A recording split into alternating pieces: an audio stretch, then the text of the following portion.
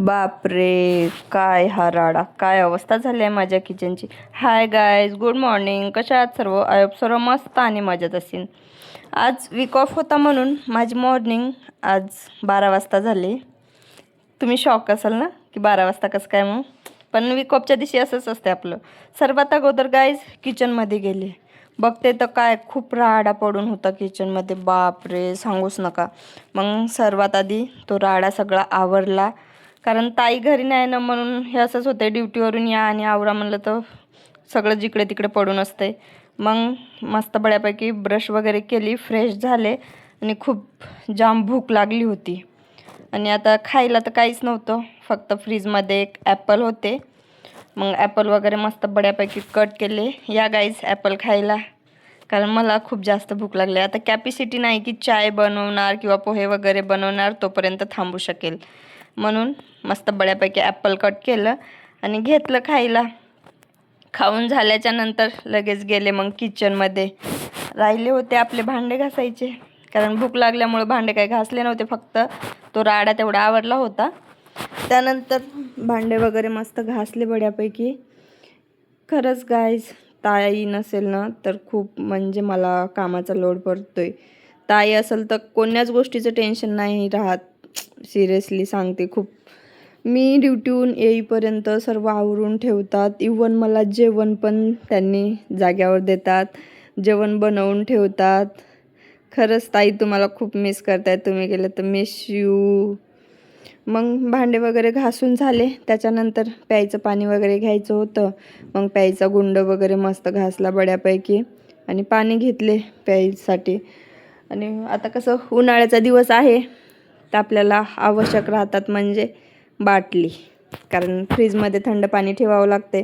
म्हणून लगेच बाटली वगैरे धुवून घेतल्या सगळं बऱ्यापैकी. आणि आता पाणी लावलंच होतं मोटरचं, तर मग चला म्हणलं बाटली पण धुवून घेऊ आणि भरून घेऊ. मस्त बाटली वगैरे भरल्या, सर्वच पूर्ण बाटली, आणि ठेवले फ्रीजमध्ये, कारण थंड पाणी आवश्यक आहे. मग अशी होता डे. आणि आता झालं आहे संध्याकाळ. संध्याकाळचा दिवस तर माझा असाच गेला होता मॅगी खाऊन, कारण अर्धा दिवस तर झोपेतच गेला. तिथून उठून आवरणं हे ते करणं, त्यात अर्धा दिवस गेला. वाजले 3-4. मग 3-4 वाजल्याच्या नंतर भूक लागली. भूक लागल्यावर मॅगी बनवून खाल्ली, कारण आपल्याला त्रास खूप जरा जास्तच येतोय सुट्टीच्या दिवशी. मग आता संध्याकाळी पडला प्रश्न जेवणाचा. आणि मला तसं पण खूप दिवस झाले असं रस आणि पुरणपोळी खायची इच्छा होत होती. पण काय करणार, आता इथे पुरणपोळी तर नाही भेटू शकत, कारण ताईला पण पुरणपोळी नाही येत आणि मला पण नाही येत. मग मी मागे आंबे आणले होते, ते काही मी पण नव्हते खाल्ले आणि ताईनं पण खाल्ले नव्हते, कारण मी कधी कधी खाते, तरी ताईला तर अजिबात आवडत नाहीत. मग डिसाईड केलं चला आज पुरी आणि रस बनवूया.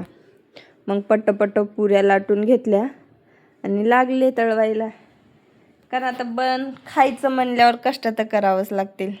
देगाहारी पलंगावरी असं तर होणार नाही गाईस, मेहनत तर घ्यावीच लागेल थोडीफार.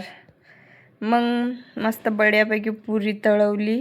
हे बघा किती सुंदर फुलतायत माझ्या पुऱ्या, एकदम गोल मटोल, गोल गोल.